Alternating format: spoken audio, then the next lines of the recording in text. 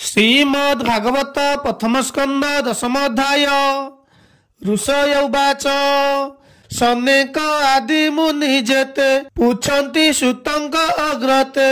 वसुत कह कृष्णवाणी संसार तरे जहा शुणी पंडु राजार अंत काले दुष्टे जे राजा नेले बळे गोविंद पादे आश्रा करी जे आत ताई जन मारी पंच भाताए एक मेले प्रजा को पाली राज्य कले तेबे की कले पंडु सुते स्वभावे कृष्णर संगते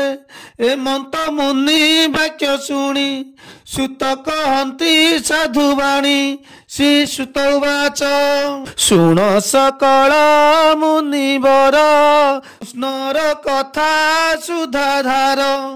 पांडव वंश रक्षा करी कुरु वंश को नरहरि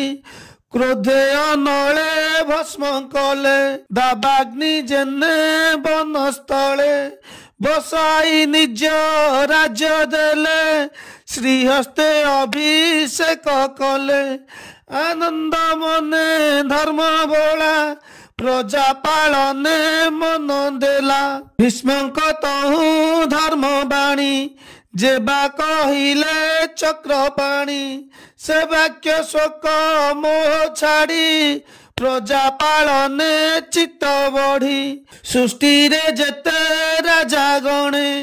जे बाजु जिष्टिर चरणे समुद्रे अंत जाए मोही धर्म नंदन आज्ञा बही राजा वचने मेघमाल भूमि रे बरसंती जल कामधेनुर प्राय रही प्रजा कल्पित शस्य देई गोपाल गोष्ठी मध्य रही बहुत क्षीर द्यंती गाई नदी बहंती पुरी जले समुद्र रहिले निश्चले पर्वत निज स्थान स्थिरे आवृत लता वन घरे सर्व औषध फल जेते फलंती प्रजार निमंते प्रजांक देहे नाही क्लेश न लागे तापत्रे अलेश धर्म नंदन राज्य जेते प्रजाए बंचंती निश्चिंते भीष्मक प्रिय वाक्य हरि बंधुक श्लोक शांति करी हस्तिनापुरे हृषिकेश भावे रहिले केते मास जन जन को करी कोल सुहृद्र प्रेम वाक्य भोल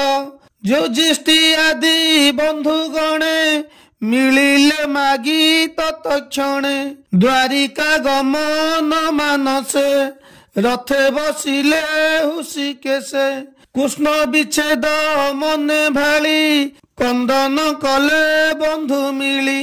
कृष्ण सुभद्रा कुंती सुते राजाए आसी थिले जेते गांधारी दुष्ट राष्ट्र तुले कृष्णर चरण मिलिले ध्वज सहित भीम गला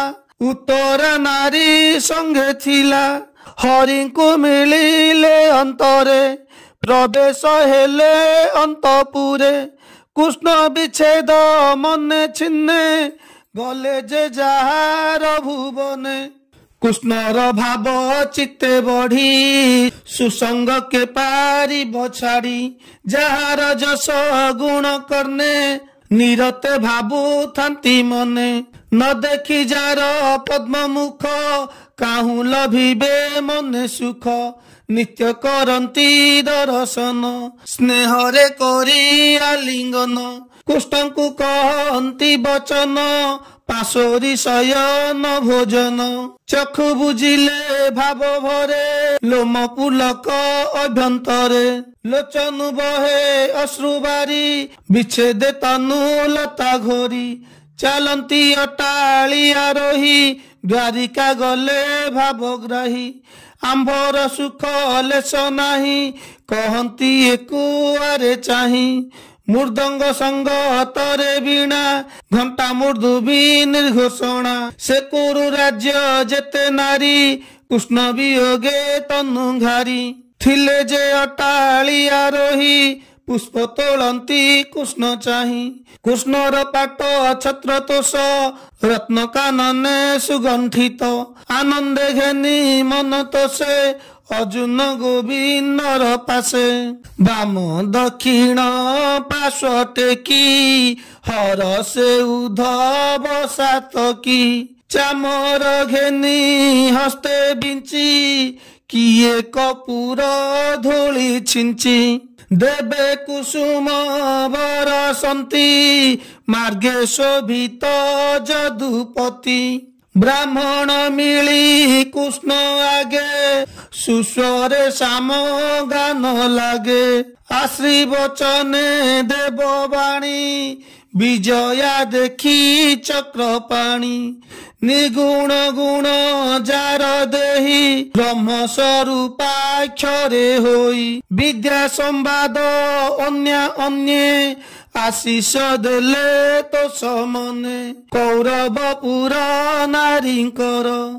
सकल संपद सुंदर जे हरि पुरुष पुराण आत्मा को आपणे निर्माण हरि सकल देह बसे अशेष देह एक शेषे गुण अग्रते ए जगत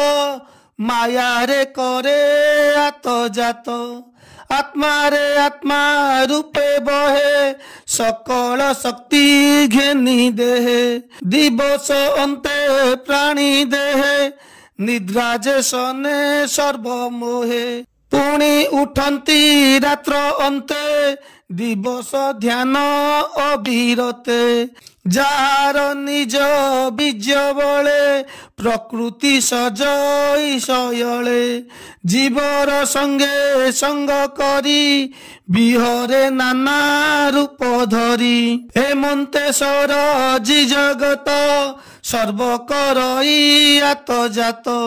जार पादे आश्र करी संजतेन्द्रिय ब्रह्मचारी निर्मल आत्मा रे निर्मले देखंती भक्ति जोग बले जार अंते प्रकाशई सकल कलुष नाशई जार नामे मुनि गणे आगम निगम प्रमाणे एक आरेक कथा कही बंचंती जार पादे धाई से एक अंशे नीला करी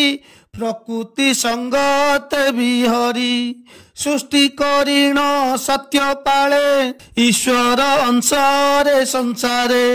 से तो सन लागे ताहार नीलदी जले जन्हे नीर दुष्ट क्षत्रिय जेते बेले अधर्मे बंचंती शयले से हरि सत्य गुण धरी तांकु नाशई अवतरी जस विस्तारी दया संगे सुखे बिहरी जुगे जुगे विष्णुर अंशे अवतार जादव कूल रे एथर रजनी अंते नर लोके नाम धरती अति सुखे जार निवास मधुबन स्वभावे से पुरुषोत्तम ए जे द्वारिका धर्मपुरी विस्तार पुण्य जस करी जही सकल प्रजाजन कृष्णर आर्चित बदन निगम वाक्य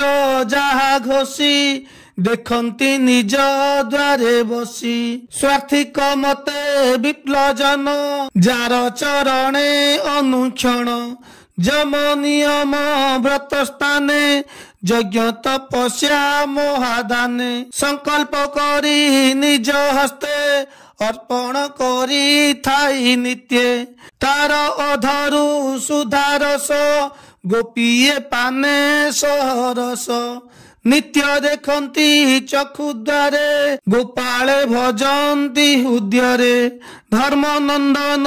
यज्ञ काले सभार मध्य नृप मेले कृष्ण विषय जेते बादी क्षत्रिय शिशु पाल आदि तांकु कर्मे नाश करी দ্বারকাপুর কন্যা হরি অশেষ বন্ধু যার সঙ্গে খটন্তি নিজ ভাব রঙ্গে যার কটাক্ষ বংশ হই ନିର୍ମଳ ଚିତେ ରୂପ ଧାଇ ନିରତେ କୃଷ୍ଣର ସଙ୍ଗରେ ପ୍ରେମ କରନ୍ତି ତାପୟରେ କୁରୁ ରାଜାରେ ବନ୍ଧୁ ଜନେ ଏମନ୍ତ ଭାବୁ ଭାବୁ ମନେ ରଥେ ବସିଲେ ଚକ୍ର ପାଣି କୁରୁ ରାଜାଙ୍କ ଦେଶ ଜିଣି ପାଞ୍ଚାଳ ସୁର ସେନ ରଥ ବ୍ରହ୍ମାବ୍ରତ ଯେ କୁରୁକ୍ଷେତ୍ର ମତ୍ସ୍ୟ ଯମୁନା ସାରସ୍ୱତ ମରୁଧନ୍ତରେ ଉପଗତ ତହୁଁ ଉଧାରୁ ସୌବୀର ଆଭିର ଦେଶ ମଧ୍ୟ ସାର ବିଖ୍ୟାତ ଦ୍ୱାର କାନଗର ତହୁଁ ବିଜୟ ବଂଶୀଧର ସେ ଦେଶେ ଯେତେ ପ୍ରଜାଜନ ସଭାରେ କୃଷ୍ଣ ଦର୍ଶନ ଅନେକ ଉପହାର ହସ୍ତେ ଘେନି ମିଳିଲେ ଦିନ ଅନ୍ତେ ସେ ହରି ଚରଣ ପଙ୍କଜେ ପାମର ଜଗନ୍ନାଥ ଭଜେ ଇତି ଶ୍ରୀମଦ୍ ଭାଗବତେ ମହାପୁରାଣେ ପରମହଂସା ସଂହିତାୟା ବୟାସିକା ପ୍ରଥମ ସ୍କନ୍ଧେ ଶ୍ରୀକୃଷ୍ଣ ଦ୍ୱାରକାଗମନ ନାମ 10ମ ଅଧ୍ୟାୟ।